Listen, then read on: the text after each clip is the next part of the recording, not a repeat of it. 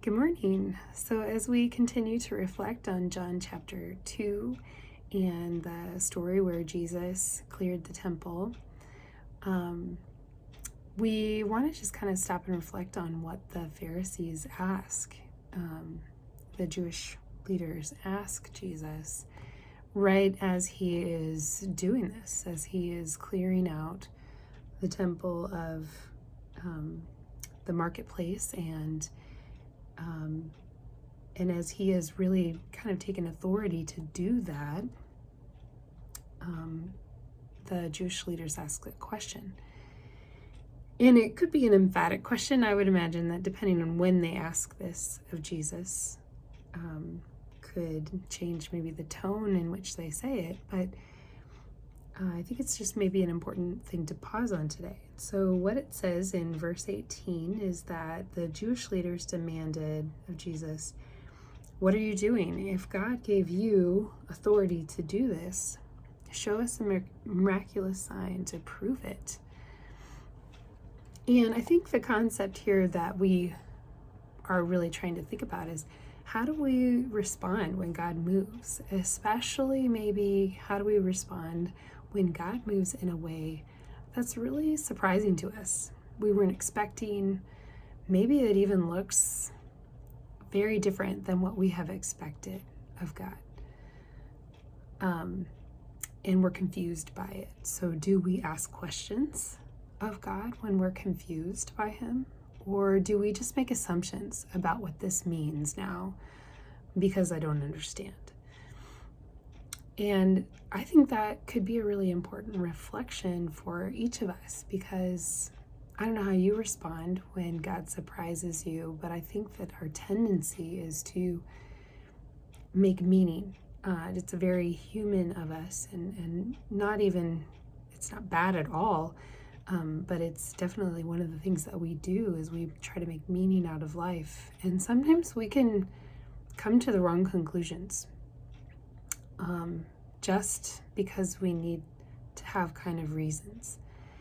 And so sometimes it can be, we might miss the step of asking God, so what's going on here? And maybe even just waiting for what that answer is. And we see that Jesus does answer him here. He doesn't answer them with an actual sign like they are wanting from him to prove that he has the authority to do what he's doing, but instead he answers them in a way that they don't understand what he's talking about. Because he talks about, if you destroy this temple, meaning his body, in 3 days he would build it back again. And they think he's talking about the big temple that they are standing in, that is ginormous, 35 acres or something like that. And so they just don't understand what he's talking about. And it would be easy to dismiss Jesus in that moment as strange, unwise, and maybe even impulsive. And so since we have the advantage of knowing that Jesus is God and that he does things with purpose, and we can interpret some of that differently than they were then, since we have the advantage of perspective and knowing the whole story, it just might give us some maybe some pause here to think about, how do we respond to God when he does things that surprise us or are a little different than we have expected of him? And do we just jump to assumptions really quickly, or are we willing to ask our questions and to ask them directly, straight to God? He is, I promise you, he is happy for us to come to him with very honest questions, no matter what they are. And I would just encourage you to wait for an answer.